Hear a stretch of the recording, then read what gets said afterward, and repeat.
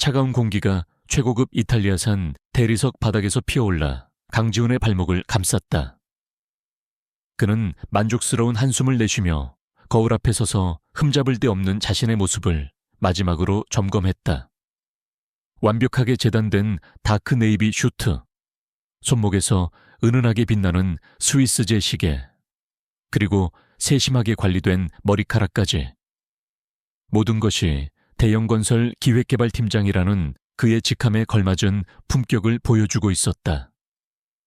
그의 시선은 거울 속 자신을 지나 소파에 조용히 앉아있는 아내 오서연에게로 향했다. 그녀는 무릎까지 내려오는 단정한 베이지색 원피스를 입고 있었다. 화려한 장신구 하나 없이. 여튼 화장기만 머금은 얼굴은 청초했지만 지훈의 눈에는 어딘가 모르게 부족해 보였다. 그는 혀를 차며 말했다. 그게 최선이야.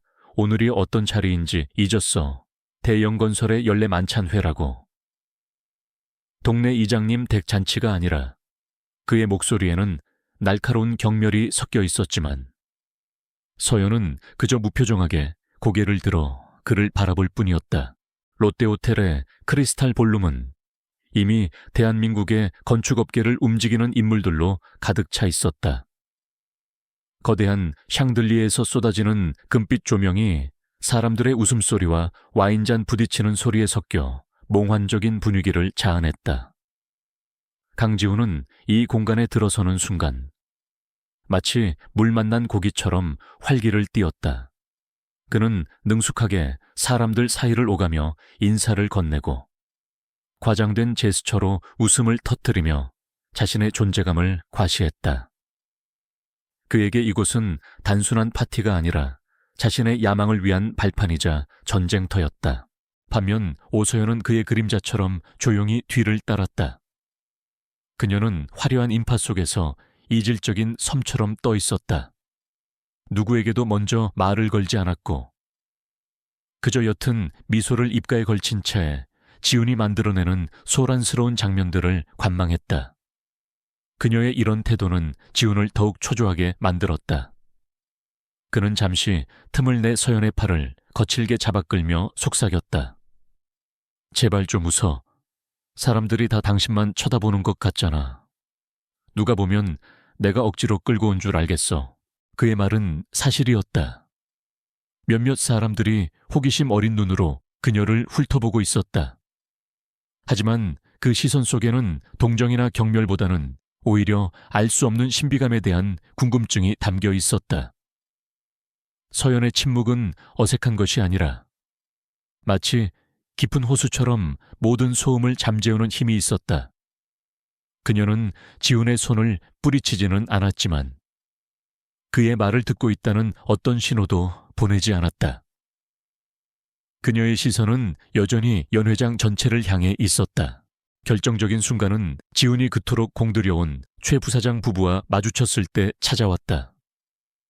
최 부사장은 대형건설의 실세였고 그의 아내는 사교계의 중심인물로 유명했다. 지훈은 온갖 아첨을 쏟아내며 그들의 비위를 맞추고 있었다. 그때 최 부사장의 아내가 우아하게 와인잔을 기울이며 서연에게 물었다. 강 팀장님 부인께서는 참 조용하시네요. 말씀이 별로 없으신가 봐요. 그 말은 순수한 궁금증이었지만 지훈에게는 자신을 공격하는 창처럼 느껴졌다. 강지훈은 과장되게 웃으며 서연의 어깨를 감쌌다. 그의 소나귀에 힘이 들어가는 것을 느꼈지만 서연은 미동도 하지 않았다. 아, 제 아내가 아직 서울 물정에 어두워서 그렇습니다. 시골에서 나고 자란 사람이라 이런 화려한 자리는 영 어색한가 봅니다. 제가 지금 열심히 도시 사람으로 만드는 중입니다. 원석도 잘 다듬어야 보석이 되지 않겠습니까? 그는 그것이 재치 있는 농담이라고 생각했지만 좌중의 분위기는 순간 싸늘하게 식었다. 몇몇은 어색하게 웃었고 최 부사장의 아내는 난처한 표정을 지었다. 동정심 어린 시선들이 서연에게로 향했다. 모두가 그녀가 고개를 숙이거나 눈물을 글썽일 것이라고 예상했다. 하지만 오서연은 그들의 예상을 완전히 빗나갔다. 그녀는 허리를 꼿꼿이 세운 채 오히려 입가에 희미하고 알 수 없는 미소를 띄었다. 그녀는 지훈을 쳐다보지도 부사장 부인을 쳐다보지도 않았다. 그저 텅 빈 허공을 응시할 뿐이었다. 그 순간 그녀의 머릿속은 차갑게 식어 있었다. 원석은 유리 조각의 손길로 다듬어지지 않아. 그녀는 남편이라는 작자가 내뱉은 모욕적인 말을 곱씹는 대신 그의 불안과 조바심, 그리고 저열한 본성을 분석하고 있었다. 이 남자는 자신의 성공을 위해서라면 아내를 웃음거리로 만드는 것쯤은 아무렇지 않게 생각하는 인간이었다. 오늘 밤의 이 사건은 그녀가 오랫동안 세워온 계획의 마지막 기폭제가 되었다. 더 이상의 인내는 무의미했다. 파티가 끝나고 집으로 돌아오는 차 안은 숨막히는 침묵으로 가득했다. 지훈은 분노를 사귀지 못한 채 거친 숨을 몰아쉬며 운전대를 잡았다. 그는 결국 폭발하고 말았다. 당신 오늘 나한테 제대로 망신을 줬어. 그 사람들 표정 못 봤어. 당신 때문에 내가 얼마나 우스운 꼴이 됐는지 아느냐고. 그렇게 입 꾹 다물고 있으면 누가 당신을 대단한 사람으로 봐주기라도 한대. 그의 고함이 좁은 차 안을 울렸지만 서연은 여전히 창밖만 바라보고 있었다. 빠르게 스쳐 지나가는 도시의 불빛들이 그녀의 무표정한 얼굴 위로 그림자를 드리웠다. 지훈의 분노에 찬 독설은 그녀의 귀에 닿지 않는 소음일 뿐이었다. 그녀의 마음은 이미 다른 곳을 향해 있었다. 더 이상 강지훈의 아내, 시골 출신의 초라한 여자 오서연은 존재하지 않았다. 오늘 밤 그 껍질은 산산조각 났다. 그리고 그 안에서 오랫동안 잠들어 있던 진짜 오서연이 서서히 눈을 뜨고 있었다. 그녀의 눈빛은 차가운 강물처럼 깊고 고요했다.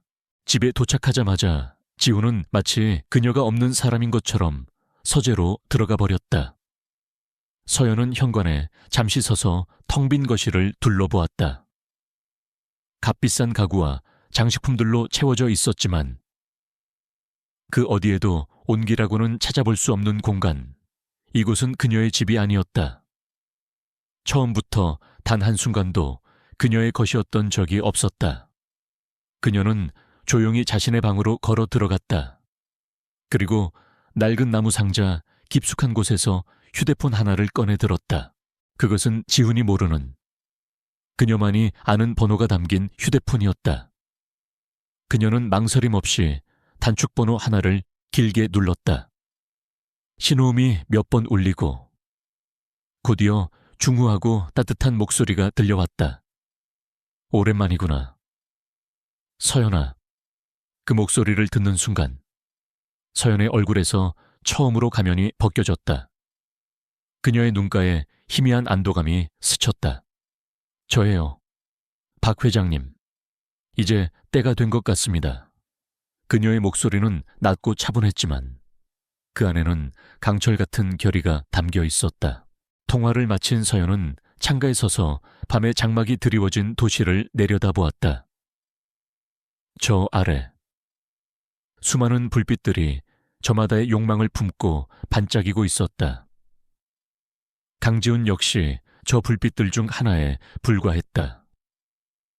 더 크고 밝은 빛을 탐내다 스스로를 태워버릴 어리석은 불나방. 그녀는 더 이상 그 불나방의 그늘 아래서 살지 않을 것이다. 내일부터 새로운 막이 오를 것이다.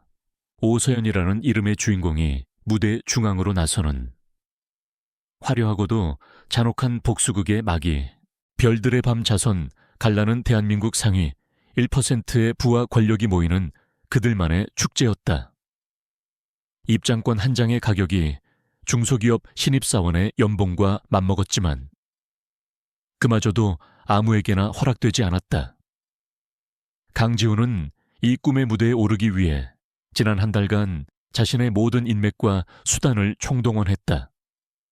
유진그룹 박태수 회장이 참석한다는 정보를 입수한 순간부터 그에게 이 갈라는 단순한 사교 행사가 아닌 인생을 건 도박이 되었다. 대영건설은 유진그룹이 추진하는 대규모 신도시 개발 프로젝트의 시공사로 참여하기 위해 사활을 걸고 있었다. 지훈은 자신이 이 자리에서 박 회장에게 단 몇 분이라도 깊은 인상을 남길 수만 있다면 경쟁사들을 제치고 유리한 고지를 점령할 수 있으리라 확신했다. 그는 며칠 밤을 새워 박 회장의 과거 인터뷰와 자서전을 탐독하며 그의 경영 철학과 개인적인 취향까지 파악했다. 모든 준비는 완벽했다. 외출 준비를 하는 그의 등 뒤로 서연이 조용히 다가와 넥타이를 바로 매주었다. 지훈은 거울에 비친 그녀의 얼굴을 보며 무심하게 말했다. 오늘 중요한 약속이 있어서 늦을 거야. 저녁은 알아서 챙겨 먹고 기다리지 말고 먼저 자. 그는 아내가 어디서, 누구와, 무엇을 하는지 전혀 궁금해하지 않았다. 그녀는 그저 자신의 화려한 삶을 위한 배경, 혹은 가끔은 거추장스러운 짐일 뿐이었다. 서연은 늘 그랬듯 아무 대답 없이 고개만 끄덕였다. 그 무심한 순종이 지훈에게는 당연한 것이었다. 서울 신라 호텔의 다이너스티 홀은 지상의 천국을 옮겨놓은 듯 화려했다. 수천 개의 크리스탈로 이루어진 샹들리에가 은하수처럼 천장을 수놓았고 세계적인 플로리스트가 공수한 희귀한 꽃들이 매혹적인 향기를 뿜어냈다. 지훈은 심호흡을 하며 전장에 나서는 장수처럼 비장하게 안으로 들어섰다. 그의 눈은 예리한 매처럼 좌중을 훑으며 단 하나의 목표물, 박태수 회장을 찾고 있었다. 그는 이미 머릿속으로 수십 번이나 만남의 순간을 시뮬레이션했다. 마침내 연회장 가장 안쪽 중앙에 위치한 1번 테이블에서 목표를 발견했다. 대한민국 재계를 움직이는 거물들 사이에 앉아있는 박태수 회장은 특유의 온화하지만 위험 있는 분위기로 주변을 압도하고 있었다. 지훈은 심장이 거세게 뛰는 것을 느끼며 마른 입술을 축였다. 그는 완벽한 타이밍을 잡기 위해 샴페인 잔을 든 채 테이블 주변을 맴돌며 기회를 엿보았다. 바로 그때 그의 시선이 박 회장 옆자리에 앉은 한 여성에게 고정되었다. 그녀는 등을 돌리고 앉아 있어 얼굴이 보이지 않았지만 우아하게 드러난 목선과 단정하게 쪽진 머리가 단번에 시선을 사로잡았다. 값비싼 보석으로 치장한 다른 여성들과 달리 그녀는 심플한 진주 목걸이 하나만을 착용하고 있었다. 소박했지만 오히려 그 기품이 주변의 화려함을 압도하는 듯했다. 지훈은 잠시 호기심을 느꼈지만 이내 고개를 저으며 다시 박 회장에게 집중하려 했다. 그의 관심은 오직 박태수 한 사람뿐이었다. 박 회장이 무언가 말을 건네자 여성이 부드럽게 웃으며 고개를 돌렸다. 은은한 조명이 그녀의 옆 얼굴을 비추는 순간 강지훈의 시간은 그대로 멈춰버렸다. 샴페인 잔을 든 그의 손이 허공에서 돌처럼 굳었다. 믿을 수 없는 광경에 눈을 몇 번이고 비볐지만 변하는 것은 없었다. 박태수 회장의 옆에서 세상 가장 고귀한 사람처럼 환하게 웃고 있는 그 여자는 바로 자신의 아내 오서연이었다. 지훈의 머릿속이 새하얗게 비었다. 아니야, 그럴 리가 없어. 닮은 사람이겠지. 그는 필사적으로 부정했다. 시골뜨기, 세상 물정 모르는 여자. 명품 가방 하나 사줘도 제대로 들고 다니지 못하던 그의 아내가 어떻게 이런 자리에 있을 수 있단 말인가. 게다가 그녀가 입고 있는 은은한 광택의 실크 드레스는 언뜻 보기에도 평범한 기성품이 아니었다. 그녀의 몸짓 하나하나, 잔을 쥔 손가락의 미세한 각도까지 지훈이 알던 오서연의 모습은 어디에도 없었다. 그의 혼란을 비웃기라도 하듯. 박 회장은 극진한 존경과 애정이 담긴 눈빛으로 서연을 바라보고 있었다. 마치 귀한 손녀를 대하는 할아버지처럼. 그의 표정에는 따뜻함이 가득했다. 서연 역시 조금의 어색함도 없이 자연스럽게 그를 대하며 대화를 이어나갔다. 그 모습은 결코 비즈니스 파트너나 단순한 지인의 관계가 아니었다. 훨씬 더 깊고 오래된 유대감으로 얽혀있는 사람들만의 분위기였다. 그 순간 지훈은 깨달았다. 저것은 연기가 아니었다. 오서연은 저 자리에 완벽하게 속해 있었다. 이질적인 존재는 오히려 이 모든 상황을 이해하지 못하고 있는 자기 자신이었다. 거대한 망치로 머리를 얻어맞은 듯한 충격에 그의 몸이 휘청거렸다. 그의 야망, 치밀하게 세웠던 계획, 아내에 대한 우월감, 그 모든 것이 한순간에 모래성처럼 무너져 내렸다. 그는 자신도 모르게 뒷걸음질쳐 거대한 기둥 뒤로 몸을 숨겼다. 심장이 미친 듯이 요동치고 식은땀이 등을 타고 흘러내렸다. 수만 가지 질문이 머릿속을 헤집어 놓았다. 도대체 어떻게 된 일이지? 저 여자는 누구지? 내가 알던 오서연은 어디로 간 거지? 그는 지난 결혼 생활의 모든 순간들을 되짚어보려 애썼다. 항상 말이 없고 자신에게 순종적이며 아무런 욕심도 없어 보였던 아내의 얼굴. 그 모든 것이 거대한 위선과 기만이었다는 생각이 들자 온몸에 소름이 돋았다. 그는 더 이상 그곳에 머물 수 없었다. 대한민국 최고의 권력자에게 자신을 어필하려던 야심찬 기획팀장은 온데간데 없고 정체를 알 수 없는 아내의 모습에 겁을 집어먹은 초라한 남자만이 남아있었다. 강지훈은 거의 도망치듯 연회장을 빠져나왔다. 호텔 밖에 차가운 밤 공기가 그의 뺨을 때렸지만 불타는 듯한 머릿속은 식을 줄 몰랐다. 그는 자신이 철저하게 무시하고 경멸했던 존재의 소나귀 안에서 놀아나고 있었다는 끔찍한 진실과 마주해야 했다. 사냥꾼은 이제 사냥감이 되어 있었다. 그날 밤 강지훈은 뜬 눈으로 밤을 새웠다. 그는 소파에 앉아 현관문만 뚫어지게 쳐다보며 오서연이 돌아오기를 기다렸다. 머릿속에서는 수백 가지 시나리오가 떠올랐다. 사라지기를 반복했다. 그녀가 돌아오면 당장 머리채라도 잡고 따져 물어야겠다고 분노하다가도 박태수 회장 옆에 앉아있던 그녀의 초연한 모습이 떠오르면 등골이 서늘해졌다. 분노와 두려움이 그의 이성을 번갈아 잠식했다. 하지만 그의 기다림은 헛수고였다. 동이 트고 도시가 잠에서 깨어날 때까지도 서연은 돌아오지 않았다. 결혼 생활 내내 단 한 번도 외박을 한 적이 없었던 그녀였다. 이 사실은 지훈의 불안감을 극도로 증폭시켰다. 그는 더 이상 그녀가 자신의 통제권 안에 있는 존재가 아니라는 것을 어렴풋이 깨닫기 시작했다. 그의 집, 그의 아내라고 생각했던 모든 것들이 사실은 그의 소유가 아니었을지도 모른다는 공포가 엄습했다. 서연이 돌아온 것은 다음 날 아침. 그가 막 출근을 서두르던 참이었다. 번쩍이는 검은색 세단 한 대가 익숙한 듯 빌라 앞에 멈춰 섰고 말끔한 제복 차림에 운전기사가 내려 정중하게 뒷문을 열어주었다. 차에서 내린 서연은 어젯밤 파티에서의 화려한 모습은 온데간데 없이 지훈이 늘 보던 수수한 평상복 차림이었다. 그 극단적인 대비는 지훈을 더욱 혼란스럽게 만들었다. 그는 이 모든 것이 정교하게 짜인 연극처럼 느껴졌다. 그는 현관으로 들어서는 서연의 앞을 막아섰다. 드디어 터져나온 그의 목소리는 분노로 심하게 떨리고 있었다. 어젯밤 어디서 뭘 한 거야? 당신 도대체 정체가 뭐야?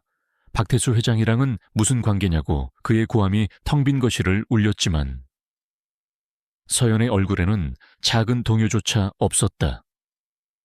그녀는 마치 길가의 돌멩이를 보는 듯한 무심한 눈으로 남편을 올려다보았다. 그 눈빛에 담긴 감정은 경멸도, 분노도 아니었다. 완벽한 무관심이었다. 그녀는 지훈을 지나쳐 부엌으로 걸어가며 나지막이 말했다. 존경하는 어른이세요. 그 한마디가 전부였다. 더 이상의 설명은 없었다. 지훈은 그녀의 그 태연함에 말문이 막혔다. 그는 소리를 지르고 위협하면 그녀가 겁을 먹고 모든 것을 실토할 것이라 생각했다. 하지만 지금의 서연은 그가 알던 여자가 아니었다. 그녀의 침묵은 더 이상 순종이나 나약함의 증거가 아니었다. 그것은 상대를 압도하는 가장 강력한 무기였다. 출근하는 내내 지훈은 아무런 일에도 집중할 수 없었다. 서류 위의 글자들이 눈에 들어오지 않았고 회의 내용은 귓가에 맴돌다 사라졌다. 그의 온 신경은 오직 오서연이라는 거대한 미스터리에 쏠려 있었다. 이대로 있다가는 자신의 경력은 물론 인생 전체가 송두리째 흔들릴지도 모른다는 위기감이 그를 덮쳤다. 그는 결국 참지 못하고 자리에서 일어나 차 키를 챙겨 들었다. 직접 확인해야 했다. 모든 것의 시작. 그녀의 고향으로 가서 진실을 파헤쳐야 했다.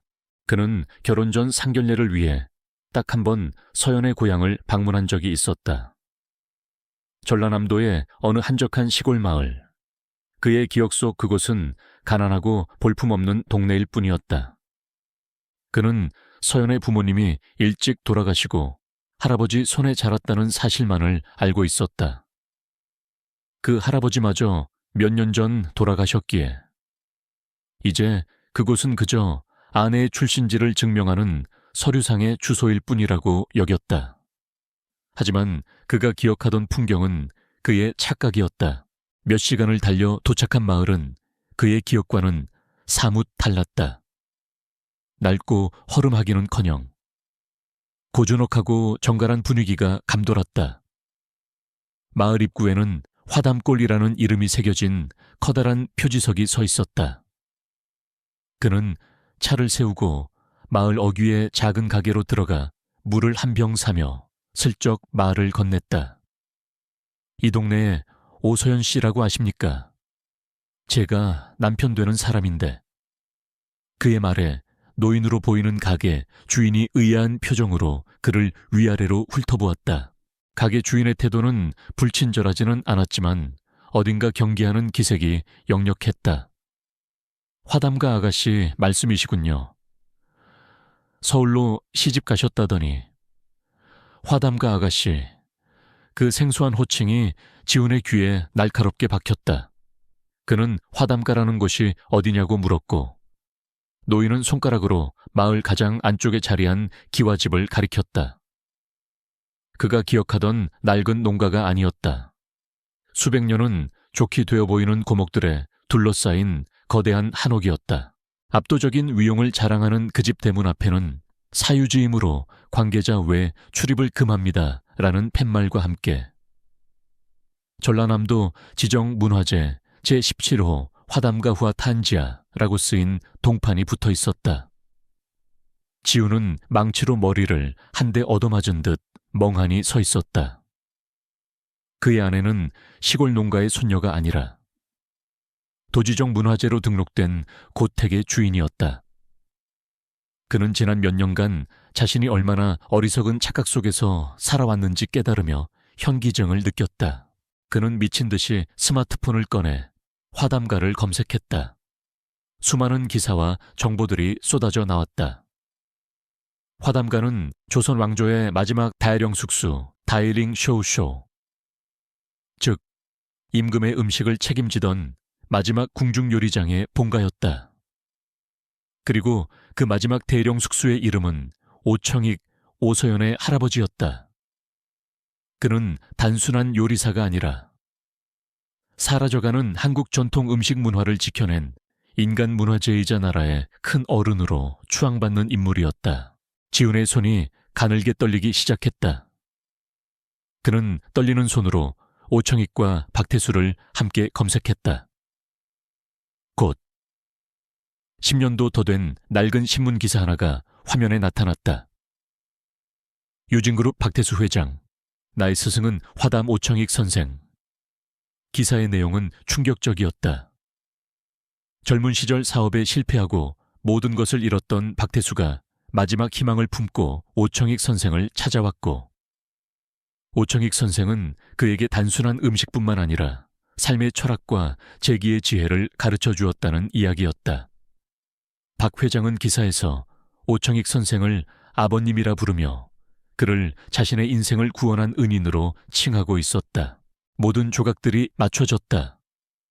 오서연은 박태수 회장의 은인이자 스승의 단 하나뿐인 혈육, 그의 친손녀였다. 박 회장이 그녀를 극진히 대했던 것은 단순한 호의가 아니었다.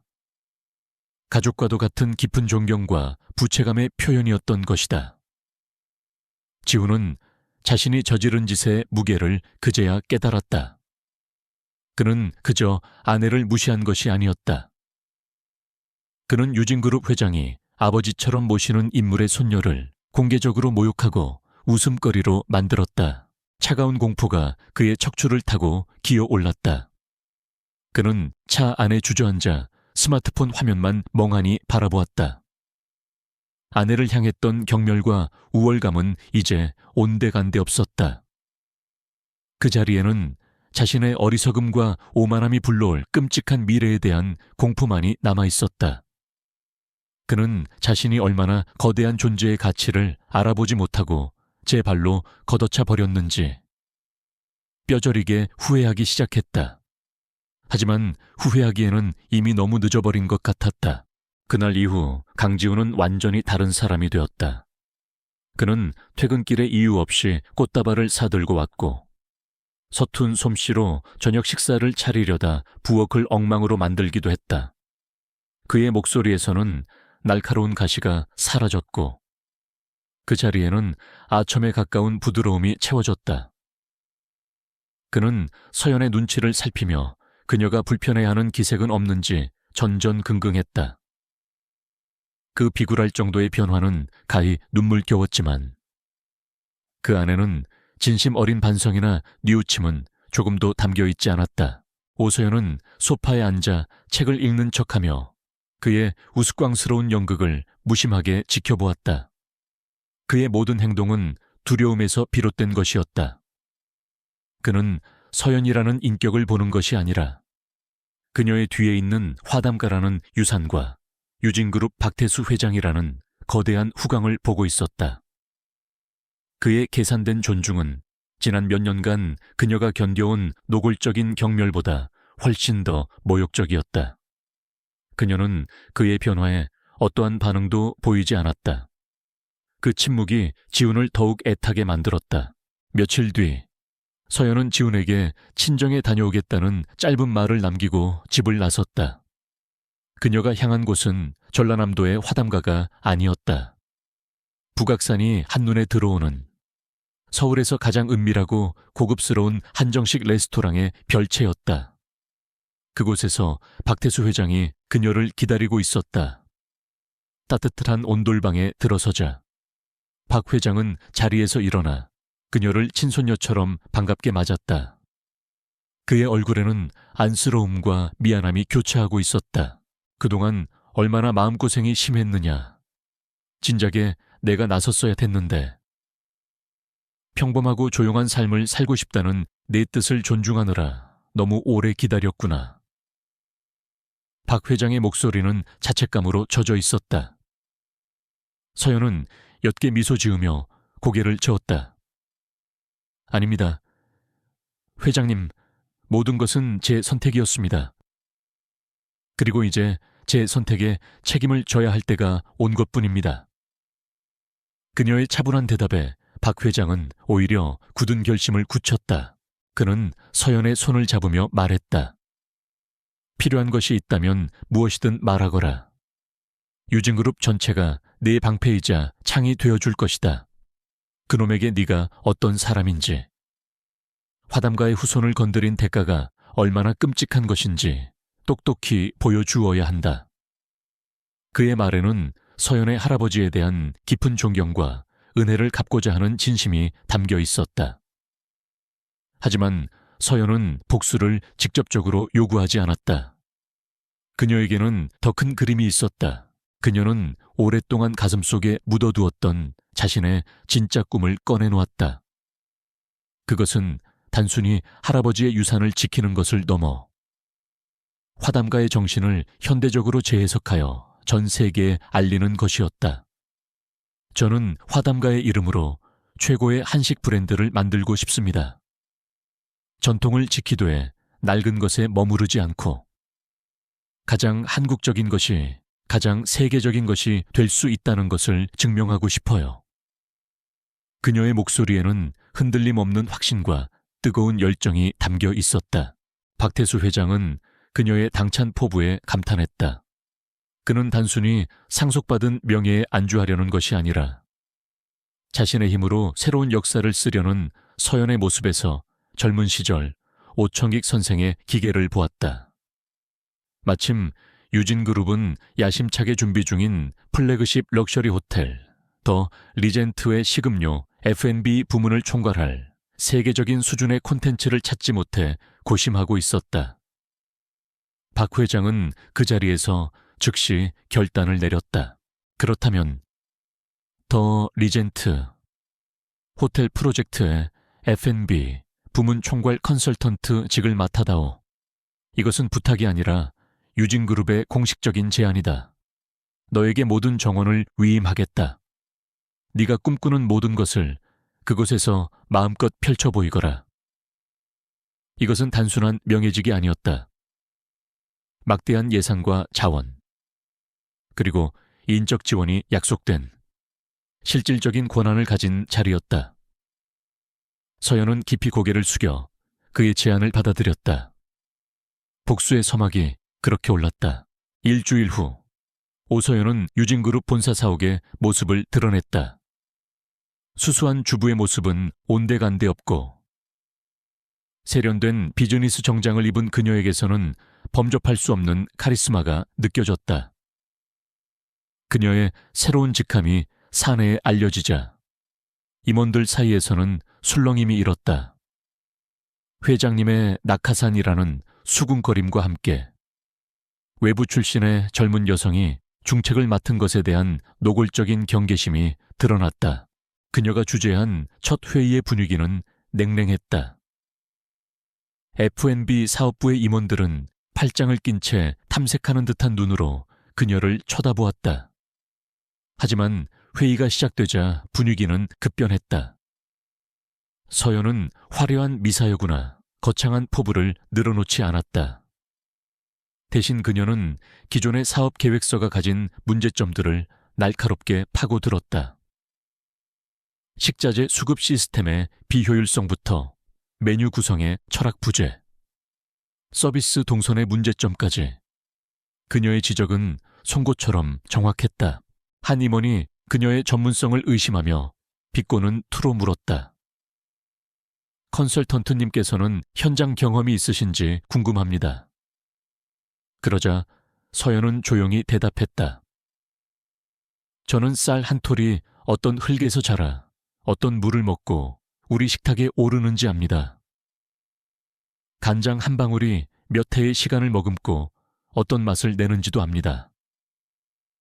음식은 단순히 재료의 조합이 아니라 자연과 시간, 그리고 사람의 정성이 빚어내는 철학입니다.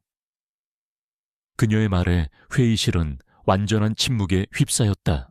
회의가 끝난 후 서연은 더 리젠트 호텔의 공사 현장을 찾았다. 아직 뼈대만 앙상하게 남아있는 거대한 공간. 앞으로 그녀의 레스토랑이 될 장소에선 그녀의 눈빛은 그 어느 때보다 강렬하게 빛나고 있었다. 더 이상 그녀는 복수를 꿈꾸는 피해자가 아니었다. 자신의 왕국을 되찾으러 온 여왕이었다. 강지훈의 서투른 화해 시도는 이제 그녀의 인생에서 아주 사소하고 멀게 느껴지는 소음일 뿐이었다. 그녀의 진짜 이야기는 이제 막 시작되고 있었다. 데오 리젠트. 호텔의 그랜드 오픈은 대한민국 사교계의 모든 이목을 집중시킨 거대한 사건이었다. 하지만 그 중에서도 가장 뜨거운 스포트라이트는 호텔 최상층에 자리한 한식 레스토랑 화담 후아탄에 쏟아졌다. 베일에 쌓여있던 화담가의 후손 오서연이 직접 총괄한 이 공간의 탄생은 단순한 레스토랑의 개업을 넘어 하나의 문화적 현상으로 받아들여졌다. 오픈 기념 파티의 초대장은 돈과 권력만으로는 얻을 수 없는 진정한 명예의 상징이 되었다. 강지훈은 그 영광스러운 자리에 초대받지 못했다. 그는 TV 뉴스 화면을 통해 파티의 화려한 풍경을 지켜봐야만 했다. 현대적으로 재해석된 한복 드레스를 입고 수많은 거물들 앞에서 연설하는 오서연의 모습은 비현실적일 정도로 멀게 느껴졌다. 그녀는 더 이상 그의 아내가 아니었다. 그는 화면 속 그녀의 입에서 자신의 이름이 혹은 자신과의 관계를 암시하는 그 어떤 말도 나오지 않을까 조마조마했지만 그녀는 단 한 번도 사적인 이야기를 꺼내지 않았다. 서연의 연설은 간결했지만 깊은 울림이 있었다. 그녀는 할아버지의 철학을 인용하며 음식이란 단순히 배를 채우는 행위가 아니라 사람의 마음을 위로하고 관계를 이어주는 가장 진실한 소통의 언어라고 말했다. 그녀의 목소리는 부드러웠지만 좌중을 압도하는 힘이 있었고 그녀의 이야기에 모두가 숨을 죽이고 귀를 기울였다. 연설이 끝나자 우레와 같은 박수갈채가 터져 나왔고 그 순간 강지훈은 자신이 완벽한 이방인이 되었음을 깨달았다. 화담은 오픈과 동시에 신화가 되었다. 대한민국 최고의 미식가들과 평론가들은 앞다투어 찬사를 쏟아냈다. 전통의 가장 완벽한 현대적 진화. 음식을 통해 역사를 맛보는 경험. 예약은 6개월치가 단 하루 만에 마감되었고 대기자 명단에 이름을 올리는 것조차 하늘의 별 따기가 되었다. 오서연은 순식간에 언론의 총화로 떠올랐다. 그녀의 이름 앞에는 한식의 메스트라, 화담가의 마지막 계승자와 같은 화려한 수식어들이 붙었다. 한편 강지훈의 상황은 날이 갈수록 위태로워지고 있었다. 대형건설의 유진그룹 프로젝트 수주건은 좀처럼 진척이 없었고 회사의 모든 압박이 팀장인 그에게로 쏠렸다. 그는 아내의 성공을 보며 자부심을 느끼기는커녕 지독한 불안감과 조바심에 시달렸다. 그녀의 성공은 곧 자신의 초라함을 증명하는 거울과도 같았다. 하지만 동시에 그는 이 상황을 이용할 수 있다는 비열한 희망을 품었다. 그녀가 자신의 아내라는 사실은 변하지 않으니까 그는 비서에게 거의 애원하다시피 하여 불가능에 가까웠던 화담의 저녁 예약을 잡아냈다. 그리고 최고급 백화점에 들러 그녀가 평소 쳐다보지도 않던 명품 브랜드의 다이아몬드 목걸이를 구입했다. 그는 이것이 화해의 제스처이자 앞으로의 관계를 위한 투자라고 생각했다. 그는 자상하고 능력 있는 남편의 역할을 연기하며 그녀의 마음을 돌리고 그녀를 통해 박태수 회장에게 다가갈 계획이었다. 모든 것이 그의 머릿속에서는 완벽했다. 예약 당일 최고급 정장을 차려입은 그는 레스토랑 입구에서부터 압도당했다. 화담은 단순한 식사 공간이 아니었다. 한국 전통의 미학이 현대적인 감각과 어우러진 하나의 예술 작품이었다. 그는 직원들의 정중하지만 어딘가 서늘한 안내를 받으며 창가 자리에 앉았다. 잠시 후 오서연이 그에게 다가왔다. 그녀는 파티 때와는 다른 단정하고 기능적인 검은색 유니폼을 입고 있었다. 총괄 책임자로서의 위엄이 느껴졌다. 여기까지 어쩐 일이세요? 그녀의 목소리는 지극히 사무적이었다. 마치 처음 보는 손님을 대하는 듯한 태도였다. 지우는 애써 미소를 지으며 준비해온 선물 상자를 내밀었다. 당신 성공을 축하해주고 싶어서 왔지. 정말 대단해. 여보, 내가 얼마나 자랑스러운지 몰라. 그는 우리의 성공이라는 점을 강조하며 친밀감을 드러내려 했지만 서연은 그가 내민 선물 상자를 받지 않았다. 그저 차갑게 내려다볼 뿐이었다. 그녀는 지훈의 맞은편에 앉는 대신 테이블 옆에 선 채로 말했다. 용건이 있다면 간단히 말씀하세요. 지금 한창 바쁜 시간입니다. 그녀의 태도에 지훈의 얼굴 근육이 미세하게 떨렸다. 그는 모욕감을 억누르며 본론을 꺼냈다. 사실 회사 일이 좀 어려워서 말이야. 당신도 알다시피 유진그룹 프로젝트가 우리 회사에 얼마나 중요한지. 박 회장님께 당신이 내 아내라는 걸, 그리고 우리 회사에 대해 좋게 한마디만 해줄 수 있을까? 그의 말이 끝나자 서연의 입가에 처음으로 희미한 미소가 떠올랐다. 하지만 그것은 비웃음에 가까웠다. 그녀는 몸을 살짝 숙여 그의 귓가에 조용히 속삭였다.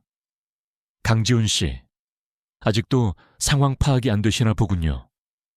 화담의 철칙은 공과 사를 명확히 구분하는 것입니다. 그리고 유진그룹의 모든 파트너는 공정하고 투명한 절차를 통해서만 선정됩니다. 저에게는 그 어떤 영향력도 없습니다. 그녀의 목소리는 칼날처럼 차갑고 날카로웠다. 그녀는 여보가 아닌 강지훈 씨라고 그를 불렀다. 그 호칭 하나로 그와 그녀 사이의 관계는 완벽하게 재정이 되었다. 그는 더 이상 남편이 아니었다. 그저 자신의 이익을 위해 청탁을 하러 온 수많은 사람 중 하나일 뿐이었다. 주변 테이블의 손님들이 힐끔거리며 그들을 쳐다보는 것이 느껴졌다. 지훈의 얼굴이 시뻘겋게 달아올랐다. 이것은 그가 지금껏 겪어본 적 없는 가장 완벽하고 잔인한 방식의 거절이었다. 서연은 아무 일도 없었다는 듯 허리를 펴고 다른 직원에게 무언가를 지시한 뒤 홀연히 사라졌다. 지훈은 텅 빈 맞은편 의자와 테이블 위에 덩그러니 놓인 선물 상자를 번갈아 보며 한동안 움직이지 못했다. 그의 가슴 속에서는 두려움 대신 뜨거운 분노가 치밀어 오르기 시작했다. 자신을 이렇게 비참하게 만든 그녀를 용서할 수 없었다. 가질 수 없다면 부숴버리겠다. 그의 눈빛이 독사처럼 번뜩였다. 비겁한 겁쟁이는 이제 궁지에 몰린 짐승으로 변해가고 있었다. 화담에서의 굴욕적인 밤 이후 강지훈의 내면에서는 무언가가 완전히 부서져 내렸다. 두려움과 불안은 증오라는 더 뜨거운 감정에 자리를 내주었다. 그는 더 이상 오서연과의 관계 회복 따위에는 관심이 없었다. 그녀가 이룩한 눈부신 성공은 그의 자존심을 짓밟고 그의 존재 자체를 위협하는 거대한 탑이었다. 그는 그 탑에 오를 수 없다면 차라리 무너뜨려야 한다고 결심했다. 그의 눈빛에서는 이성을 잃은 광기가 번뜩이기 시작했다. 그는 지난 10년간 사회생활을 하며 구축해온 자신만의 부패한 거미줄을 가동하기 시작했다. 그에게는 법과 양심의 경계에서 아슬아슬한 줄타기를 하는데 능숙한 자신과 같은 부류의 인맥이 있었다. 그는 가장 먼저 유진그룹 호텔 사업부의 윤상철 상무에게 은밀하게 접촉했다. 윤상철은 오서연이 혜성처럼 등장하기 전까지 호텔 프로젝트의 실세였지만 지금은 그녀에게 모든 권한을 빼앗기고 허수아비로 전락한 인물이었다. 그의 마음속에는 시기와 질투가 독버섯처럼 자라고 있었다. 지훈의 다음 목표는 식자재 납품업체 진미식품의 조 사장이었다. 그는 오서연이 식자재 검수 기준을 대폭 강화하면서 더 리젠트 호텔과의 계약이 끊겨 막대한 손해를 본 인물이었다. 오서연에 대한 그의 원망은 하늘을 찔렀다. 강지훈은 이 두 사람의 욕망과 원한을 정확히 꿰뚫어 보았다. 그는 이들을 자신의 복수극에 끌어들일 수 있으리라 확신했다. 욕망과 원한으로 맺어진 동맹만큼 강력한 것은 없었다. 세 남자의 비밀스러운 회동은 강남의 한 고급 룸살롱 가장 깊숙한 방에서 이루어졌다. 독한 양주 냄새와 향수 냄새가 뒤섞인 탁한 공기 속에서 지훈이 먼저 입을 열었다. 오서연을 끌어내릴 방법이 있습니다. 그녀가 가장 소중하게 생각하는 것, 바로 화담의 명성에 흠집을 내는 겁니다. 그의 계획은 치밀하고도 악랄했다. 조 사장이 품질이 약간 떨어지는 식자재를 납품하고 윤 상무가 자신의 권한을 이용해 검수 절차를 무사 통과시킨다. 그리고 작은 식중독 사고라도 터지면 언론을 이용해 걷잡을 수 없이 부풀리는 것이었다.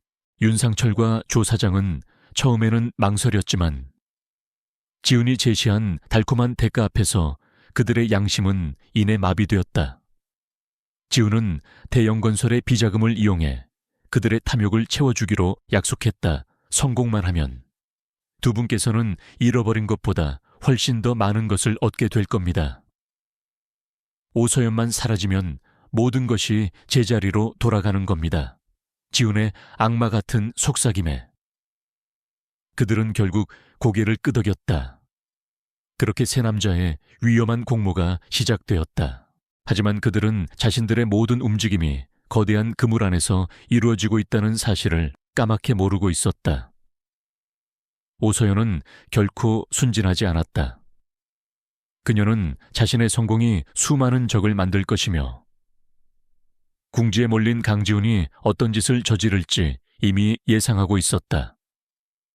그녀는 화담을 준비하는 첫날부터 박태수 회장의 가장 신임하는 오른팔 안태진 실장과 긴밀하게 협력해왔다.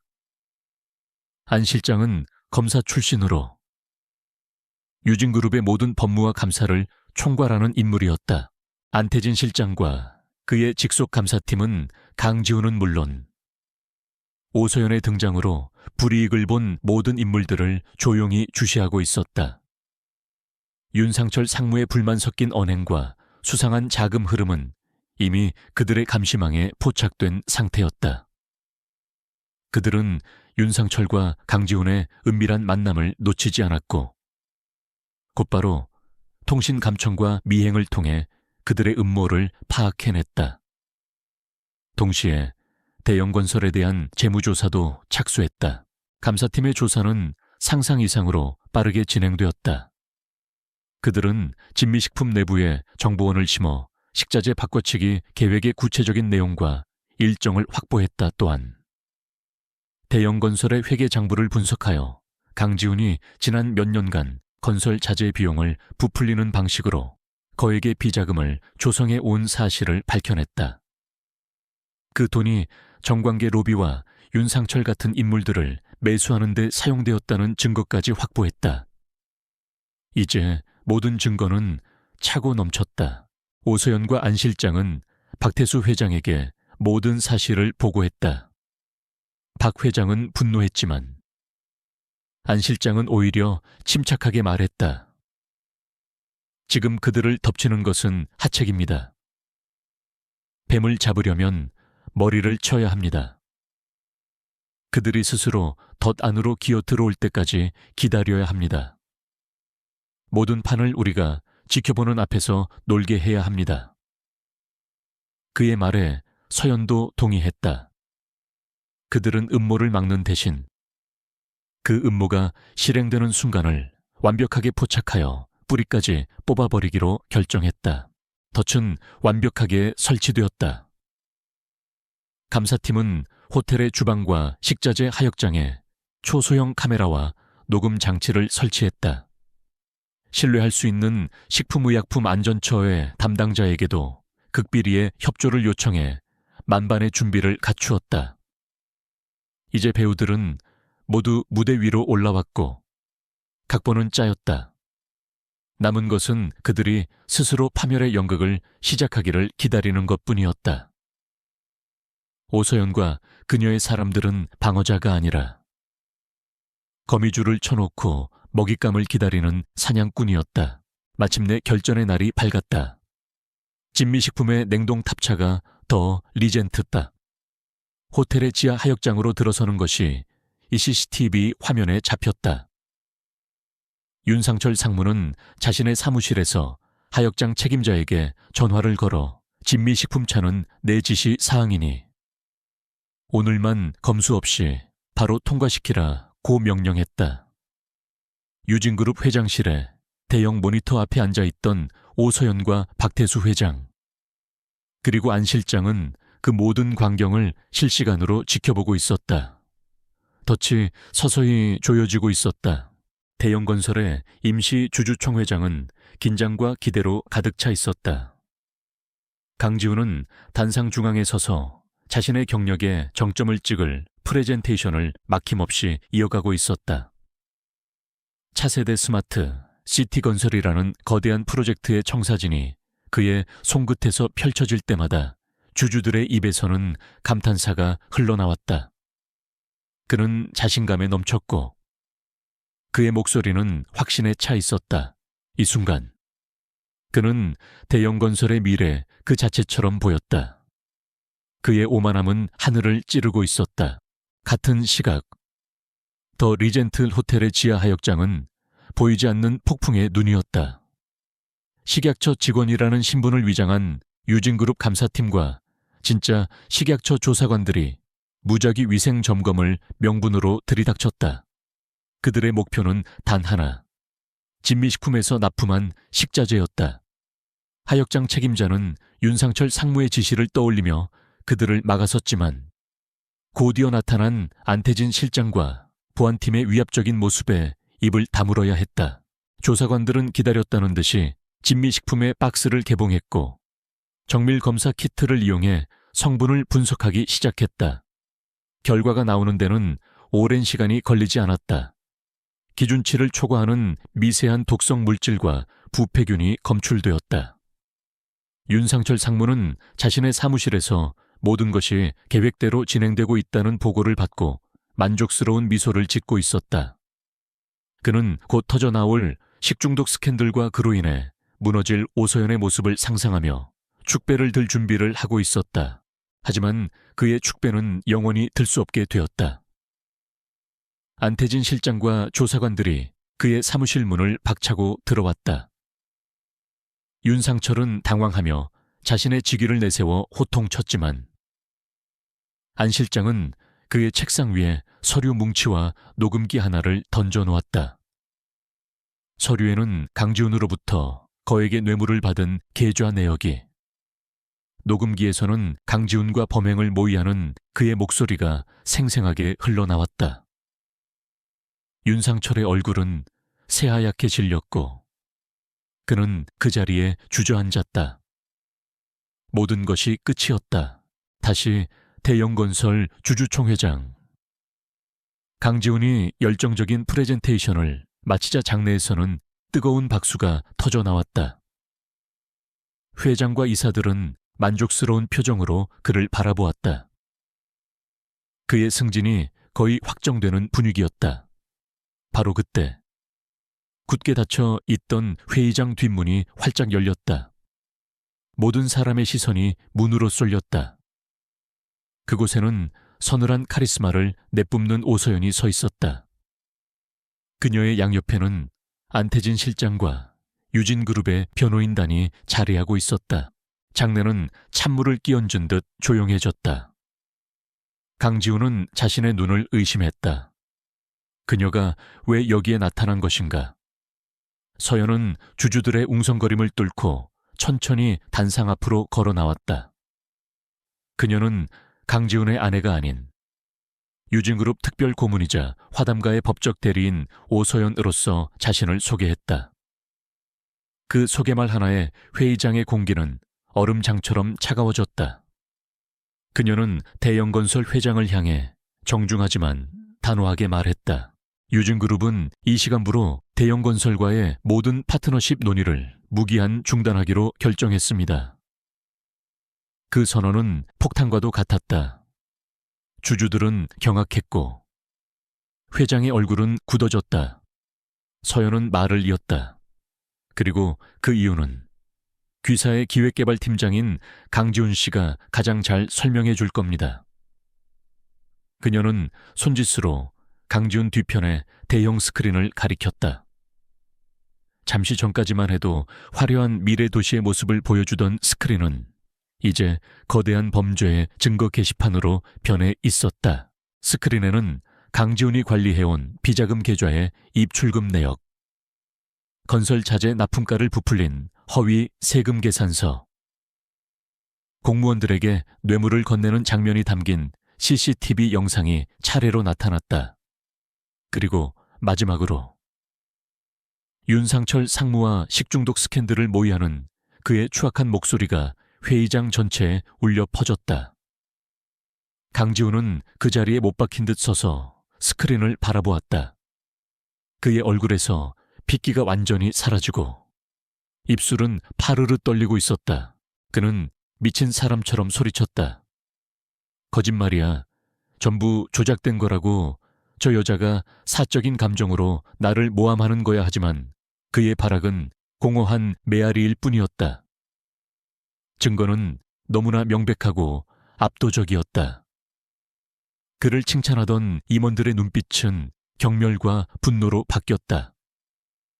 회의장 한쪽 구석에 표시되던 대형건설의 실시간 주가 그래프가 곤두박질치기 시작했다.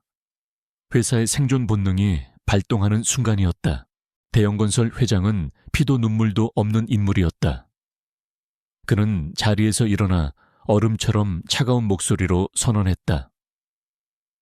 우리 대형건설은 검찰 수사에 성실히 협조할 것입니다. 강지훈 팀장을 오늘부로 모든 직위에서 해임하고 회사에 막대한 손해를 끼친 것에 대한 민영사상 책임을 끝까지 묻겠습니다. 보안팀은 당장 저자를 끌어내시오. 그의 선언은 강지훈에 대한 사형 선고나 다름없었다. 보안 요원들이 단상으로 달려들어 넋이 나간 강지훈의 양팔을 붙잡았다. 그는 마지막까지 발버둥 쳤지만 소용없었다. 그는 경악하는 동료들 사이를 지나 싸늘하게 굳은 오세연의 얼굴 앞을 스쳐 질질 끌려나갔다. 불과 10분 만에 그는 자신의 모든 것을 잃었다. 그녀가 일으킨 폭풍은 목표물을 정확하게 그리고 완벽하게 파괴했다. 홀로 남은 단상 위에서 오소연은 그 모든 혼돈을 조용히 지켜보고 있었다. 강지훈이 쌓아 올린 모래성은 폭풍이 휩쓸고 간 자리처럼 흔적도 없이 사라졌다. 직장, 명성, 그리고 그가 목숨처럼 여겼던 인맥까지. 모든 것이 단 하루아침에 신기루처럼 사라졌다. 언론은 재벌가를 속인 파렴치한 사기꾼이라는 자극적인 제목으로 연일 그의 추악한 범죄 행각을 대서특필했다. 그는 구속되었다가 거액의 보석금을 내고 풀려났지만 세상은 그에게 더 거대한 감옥이 되어 있었다. 그가 돌아온 텅 빈 아파트는 싸늘한 적막감만이 감돌았다. 한때 그의 성공을 과시하던 값비싼 가구들은 이제 그의 실패를 비웃는 증인처럼 느껴졌다. 어제까지 그의 전화를 받기 위해 안달하던 사람들은 이제 약속이라도 한 듯 그의 번호를 차단했다. 철저한 고립, 그는 버려졌다. 분노와 오만으로 가득 찼던 그의 마음은 이제 텅 빈 공허함과 지독한 공포로 채워지기 시작했다. 그제야 그는 자신이 얼마나 어리석었는지 깨달았다. 그는 오서연이라는 사람을 본 것이 아니라 그녀에게 씌워진 시골 출신 아내라는 자신의 편견만을 보았다. 그는 자신이 가진 모든 것을 잃고 나서야 자신이 잃어버린 것이 무엇인지 희미하게나마 깨닫기 시작했다. 하지만 그의 후회는 여전히 이기적이었다. 그는 자신의 몰락을 슬퍼했을 뿐 자신이 그녀에게 주었던 상처에 대해서는 진심으로 아파하지 않았다. 결국 그가 기댈 곳은 단 한 군데뿐이었다. 그는 오소연이 자신을 용서해준다면 이 끔찍한 나락에서 벗어날 일말의 희망이라도 생길지 모른다고 생각했다. 피해자가 가해자를 용서한다면 법원의 판결도 조금은 가벼워질 수 있지 않을까 하는 계산이었다. 그는 마지막 지푸라기라도 잡는 심정으로 그녀를 찾아 나섰다. 그의 참회는 진심이 아니었지만 그의 영혼은 누구보다도 절박했다. 그는 화담으로 향했다. 하지만 레스토랑 입구에서부터 직원들에게 가로막혔다. 그는 더 이상 이곳의 주인을 아내로 둔 VIP가 아니었다. 그는 소리를 지르며 서연의 이름을 불렀지만 돌아오는 것은 차가운 외면뿐이었다. 그의 소란이 계속되자 매니저가 나와 그에게 서연의 메시지를 전했다. 내일 오후 3시 우리가 살던 집에서 기다리겠습니다. 그곳은 이 모든 비극이 시작된 장소이자 이제는 끝나야 할 장소였다. 다음 날 약속된 시간에 아파트 문이 열리고 서연이 들어왔다. 그녀는 전보다 조금 수척해 보였지만 그 눈빛은 오히려 더욱 깊고 단단해져 있었다. 강지훈은 초라하고 엉망인 행색으로 그녀를 맞았다. 그는 서연의 모습을 보자마자 와락 무너지며 그녀의 발치에 무릎을 꿇었다. 그의 눈에서 뜨거운 눈물이 쏟아져 내렸다. 그것은 후회의 눈물이라기보다는 모든 것을 잃은 자의 서러움이었다. 내가 잘못했어. 서연아, 내가 정말 잘못했어. 나는 오만했고 어리석었고 눈이 먼 장님이었어. 당신처럼 소중한 사람을 곁에 두고도 그 가치를 알아보지 못했어. 제발 나를 용서해 줘.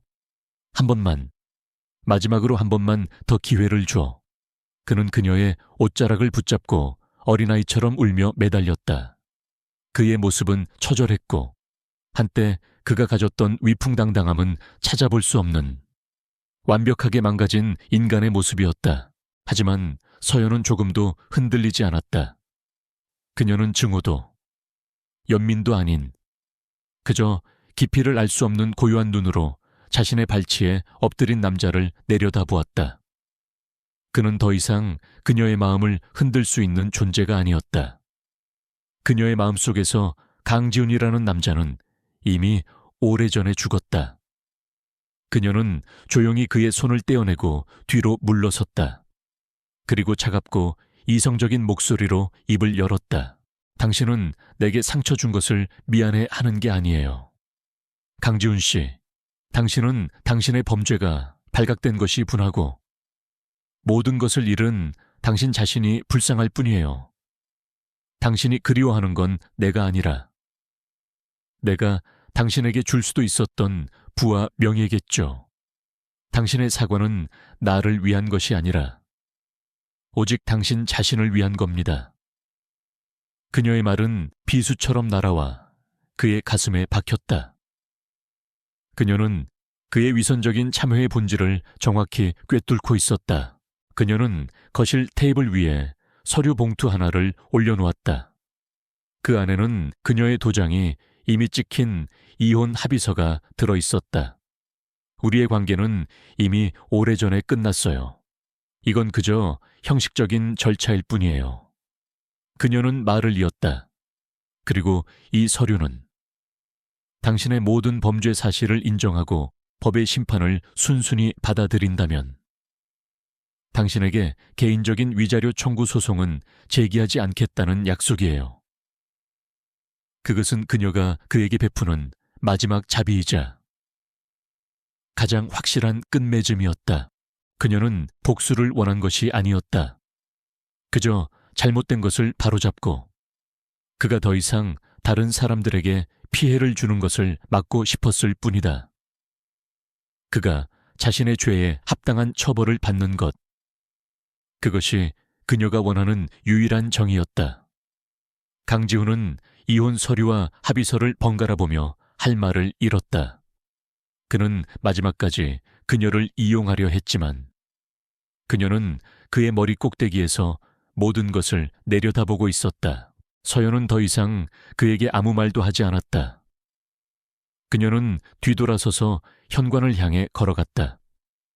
단 한 번의 망설임도, 뒤돌아봄도 없었다. 그녀가 아파트 문을 열고 밖으로 나서는 순간 눈부신 햇살이 그녀의 온몸을 감쌌다. 그 순간 그녀의 얼굴에 아주 오랜만에 진심으로 평화로운 미소가 떠올랐다. 그것은 승리의 미소가 아니었다. 오랫동안 자신을 짓누르던 과거의 굴레에서 벗어난 완전한 해방의 미소였다. 그녀는 이제 자유였다. 강지훈의 몰락은 한 시대의 오만한 종말을 상징하는 사건으로 기록되었다. 그가 서명한 이혼 서류의 잉크가 마르기도 전에 검찰의 칼날은 그의 목을 향해 날아들었다. 모든 것을 잃고 더 이상 빠져나갈 구멍이 없음을 깨달은 그는 결국 자신의 모든 혐의를 자백했다. 횡령, 배임, 뇌물 공여, 그리고 기업 활동 방해까지. 그의 범죄 목록은 길고 추악했다. 법원은 그에게 죄질이 불량하다며 이례적으로 무거운 실형을 선고했다.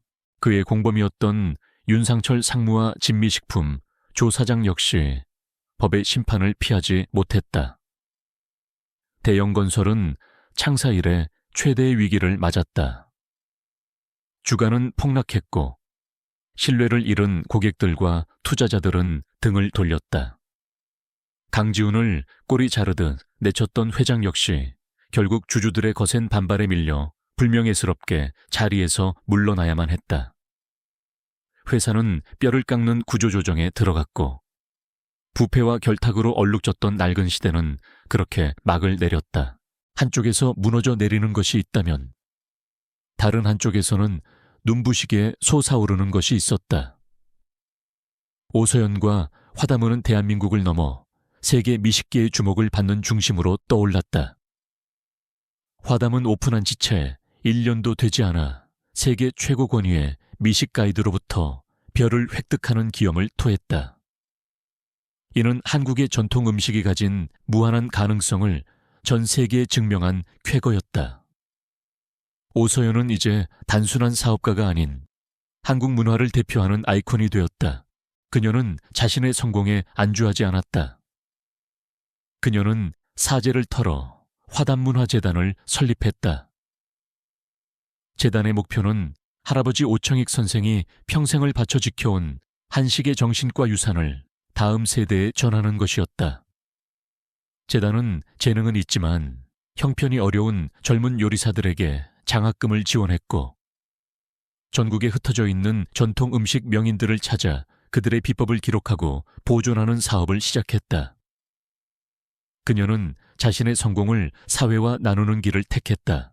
어느 맑은 가을날, 서연은 오랜만에 전라남도의 화담가를 찾았다. 수백 년 된 은행나무가 노랗게 물든 고택은 여전히 그 자리에 고요하게 서 있었다. 예전에 그녀에게 이곳이 세상으로부터 도망치는 은신처였다면 이제는 새로운 힘과 영감을 얻는 근원이 되어 있었다.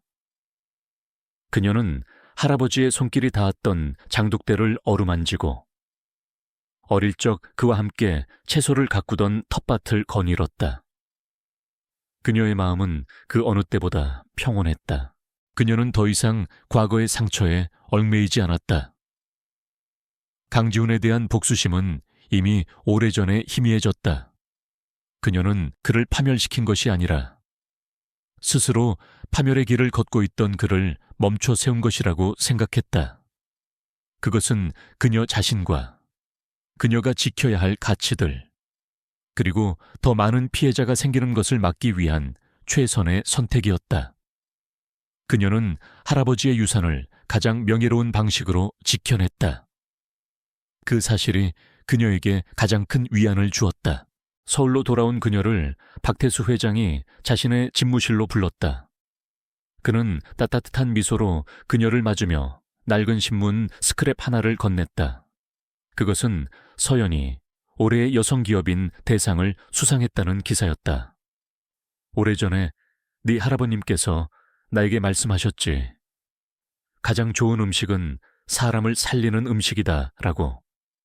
너는 지금 음식을 넘어 우리의 문화와 사람들의 마음을 살리고 있구나. 하늘에 계신 그분께서 얼마나 자랑스러워 하실까. 박 회장의 눈에는 그녀를 향한 무한한 신뢰와 대견함이 담겨 있었다. 그는 더 이상 그녀를 지켜줘야 할 은인의 손녀로 보지 않았다.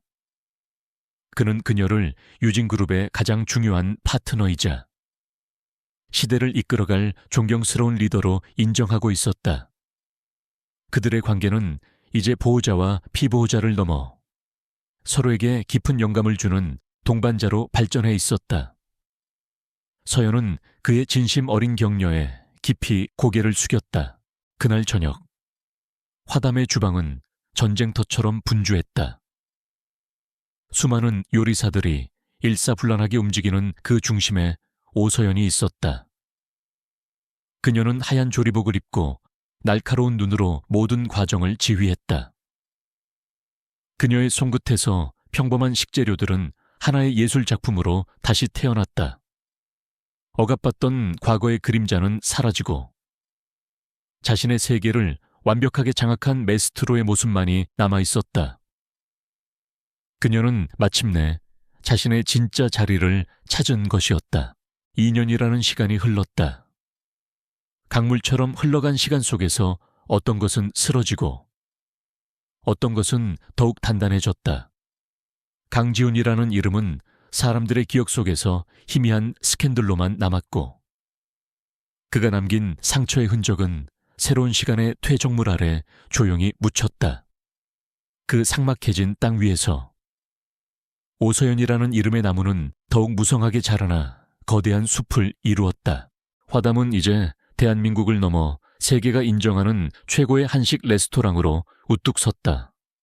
해마다 별의 개수를 늘려가며 미식계의 전설이 되었고 그녀가 설립한 문화재단은 한국 음식 문화의 미래를 이끌어갈 인재들의 요람이 되었다. 그녀는 대통령 직속 문화융성위원회의 최연소위원으로 위촉되었고 그녀의 말 한마디는 사회에 깊은 영감을 주는 메시지가 되었다.